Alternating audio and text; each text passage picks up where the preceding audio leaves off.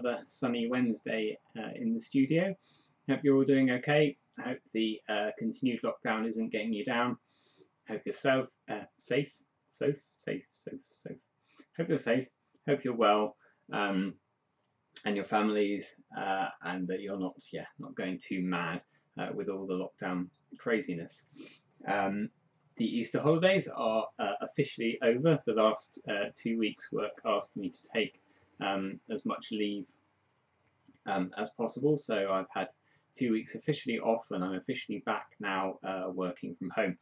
So I've not managed to do a great deal of painting this week, but fortunately my working from home has been quite fun because I'm working on this. This is a little model of, I'm going to be caught up on pronunciation here, but I think it's the Bonifacius Bridge in Brussels.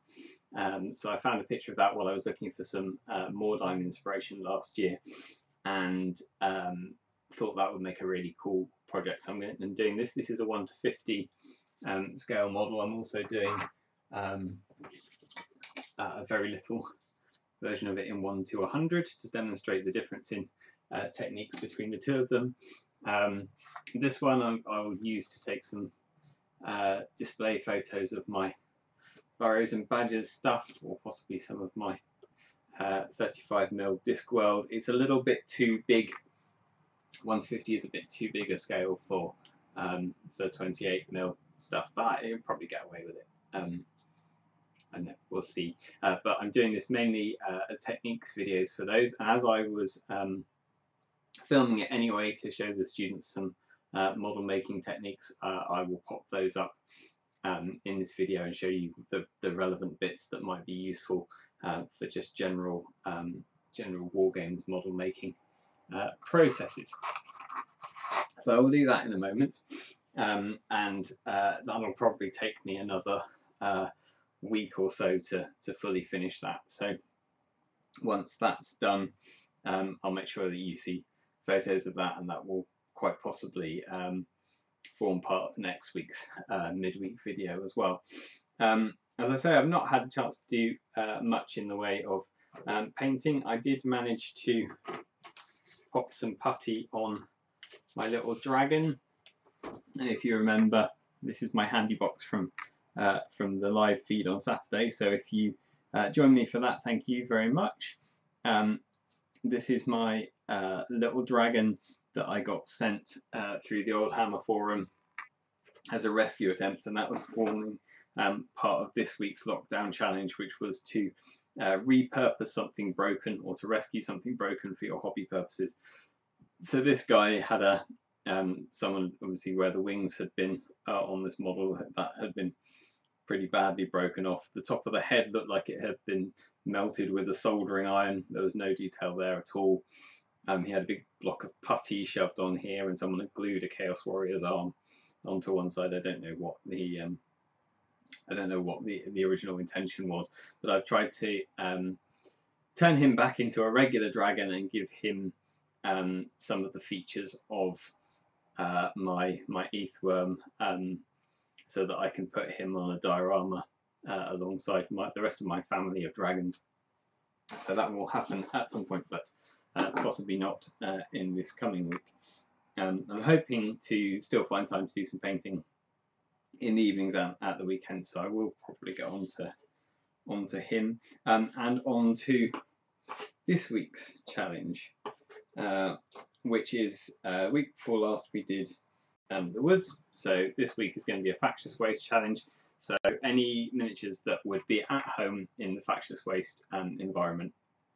And if you're not familiar with that rule set, that's still on Wargames Vault at Pay What You Will. So you'll be able to pick that up for nothing if you want to have a look at it. It's a rule set that's designed for playing out essentially 80s action movies in a kind of post-apocalyptic setting.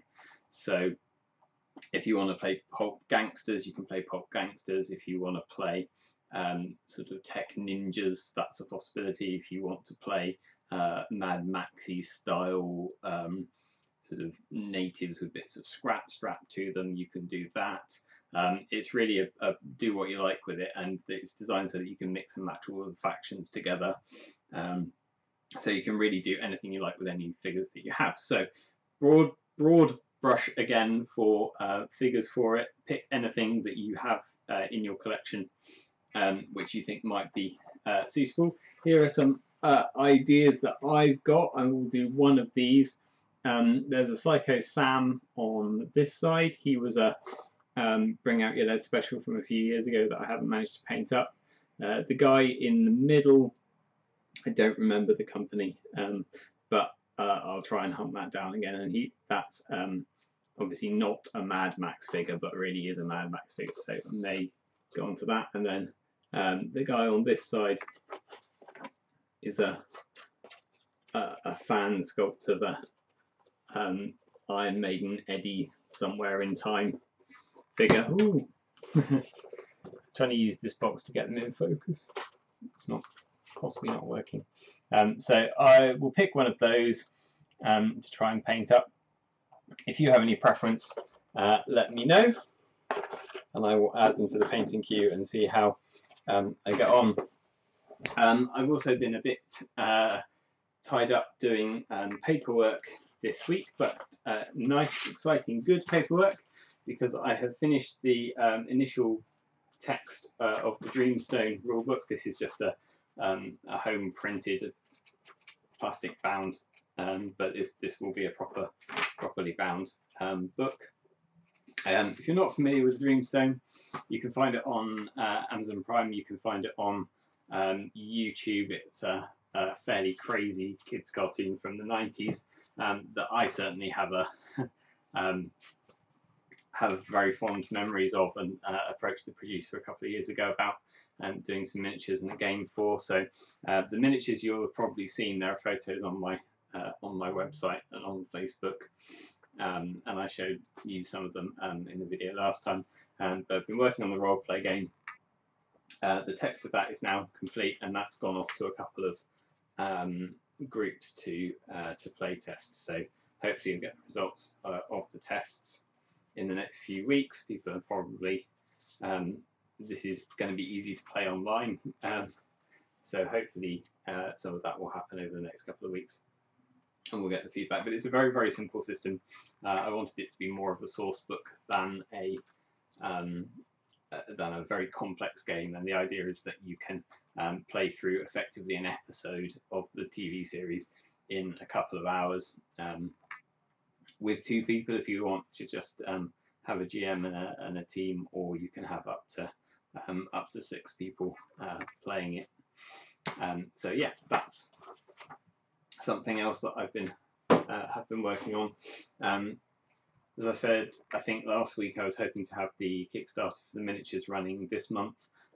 We've pushed that back to June. That plus an extension to the licensing has all been agreed with the producer now. This has been signed off by the producer. So as soon as the details come back from the playtest groups, we should be able to pull that together. And we're now looking at a June release, a June Kickstarter for the miniatures, and this will be released in time for the 30th anniversary of the show in September. So that's exciting. I have also gone off on a bit of a tangent. If you know me, you'll know that my mind doesn't stay on any one thing for any appreciable amount of time. I get distracted. I get drawn into new things. So I got all of my Amazons down and primed them, and thought, yeah, maybe I could do an Amazon army. Maybe that should be the next thing that I work on. And then saw some really nice pictures of some wood elves online on the Facebook group, and thought, you know what, I don't have much in the way of wood elves painted up, and I've been clearing out one of my cabinets the previous week, and had some of the old Sylvan elves, Citadel Sylvan elves, and some war dancers that I'd rather stupidly puttied kind of Anubis heads onto the top of to fit in with my Egyptian High Elves. And I have a general principle that I don't repaint stuff once it's painted. I figure life's too short. Once it's painted, once it's on the shelf, it's painted. And I'll go back and tweak it maybe, but I very rarely strip stuff that I've painted and start again. But in this instance, I just felt that I hadn't really done these elves justice. In fact, I'd probably done them an injustice. So they went in Dettol. And so I think I will probably be starting on some Wood Elves very, very shortly. But at the same time, I was looking online to try and find some figures that might be compatible with the old Ches Goodwin Wood Elves. And I really couldn't find anything that was suitable. You know, Black Tree Designs have a handful that are quite good in terms of design, but I suspect they're probably a bit big. Most of the Black Tree stuff seems to be quite big, and only a small handful of figures. Surprisingly, Ralph Europe, which normally are quite a good go-to, don't have a lot. There's the Erin range from Alternative Armies, but their she figures are Bob Ollie sculpts, and while I love a Bob Ollie sculpt, it's just not going to fit with the Ches Goodwin style. And then there's the Keltos range that Brigade models now sell, the old Kev Adams sculpt, but sorry, Kev Adams, Kev White sculpts. But unfortunately, firstly, I had a load of the she elves that they did, and they're in my Egyptian High Elf army. So I didn't really want to paint up the same models differently for the Wood Elves, and also they're not very Wood Elfy, and their weapons are too big to fit in with the Ches Goodwin sculpts without some serious work. And although some of the Gales are similar kind of attire, they're all very muscly, very square, so they're better suited to being barbarians than they are Wood Elves. So I have really struggled to find any decent alternatives to Ches Goodwin Wood Elves. So if you know of any, do please let me know. But I also thought that might be a good thing for me to try my hand at sculpting, get a bit better at the anatomy side of things. So these chaps that I sculpted a couple of weeks ago, for demonstration purposes, these are still sat here unclaimed. So I think I might try and rework those into Wood Elfy characters. The problem with the Wood Elves is that they have a lot of exposed anatomy. And I said when I was sculpting these that if I was doing exposed anatomy, I wouldn't do the kind of suggestive anatomy that I've done here. I would spend more time doing it properly. So it may be that having done these are not a suitable base. But I did find while I was cleaning out the box a dozen or so of these armatures that I'd done a while ago and had completely forgotten. So I've got a fairly decent selection of 28mm armatures with just basic blocks blocked out on them. So I've got a fairly good basis there for starting off some Wood Elves. So I think once my guys come out of the dip, that's going to be something that I work on.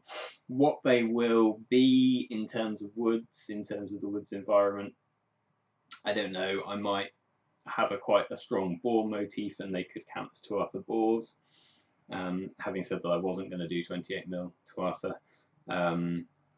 I had toyed with the idea of sort of amalgamating them into the Huldra thing, but the Huldra, the models that I've got are based around the Troll Outpost ones, and they're closer to 30-32 millimeters, so they don't really fit with the Ches Goodwin elves. So we'll see what they end up being, but that's something that I'm quite fired up about sculpting at the moment. So I think that's what I shall do. So I'm going to sign off now. I'll leave you with some of my footage of making that bridge model, which I hope will be instructive. I've been doing a series of videos on materials and processes for the course that I work for. And at some point I think I will probably try and rework some of those videos to be useful for hobbying, and put those up on my channel.